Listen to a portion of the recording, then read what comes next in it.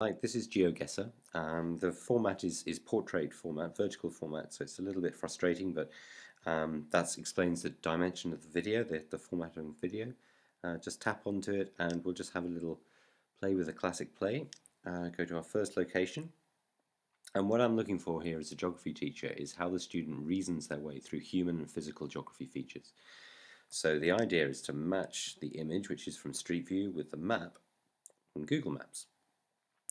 And so I'm going to be encouraging them to look at perhaps the architecture. I'm going to look at encourage them to look at perhaps the wealth levels of this location, various other specific clues.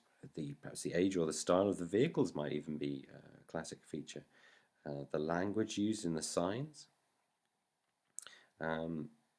Just any other clues that I might see. The close by environment and the distance environment, the physical landscape, here being very hilly, and this is a classic view, and it may be that you know immediately where this place is. Now I happen to know where this is, so in terms of geoguessing, it doesn't get much easier for me. This is from San Francisco, so I can be pretty confident that I'm going to get this right. I'm going to say it's down here. I'm going to make my bet guess, and I'm 1 mile off. So on a global scale, that's pretty amazing. So I'm really pleased with that.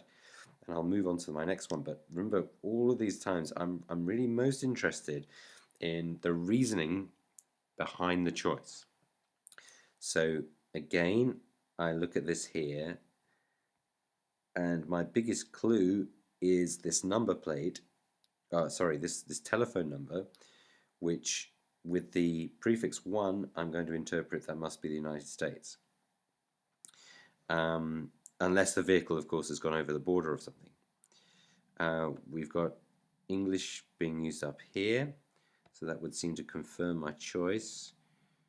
I really don't have many other ideas about where this may be, but this looks like a kind of edge of town district, large shopping mall. Doesn't look exactly like downtown, but I could express some reasoning as to the type of location that it is, and I could have a hunt around until I'm slightly more confident as to the exact location. I'm wondering whether these signs are going to give me a little bit more information. BC place, British Columbia maybe. So is this Canada instead? I'm looking at the sign from the back, of course, assuming everybody's okay with that. I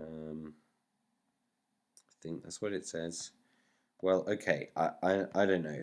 I'm going to go for, I'll go for something like in Vancouver. Maybe it's a vehicle that's gone over the border from Seattle. I'm in Vancouver. Okay, right. Okay, that was a pretty good one. So 23 miles off, and that was my reasoning. And I just carry this one on until I get to my next location. I start having a look around, and I get my reasoning. Here, this signpost would indicate this is a little bit different. Anyway, you get the idea. It's all to do with human and physical geography. I'd be particularly interested in how the teacher then got the information back from the students as to what their reasoning process was like. And I'm wondering whether Socrative is the way to do that.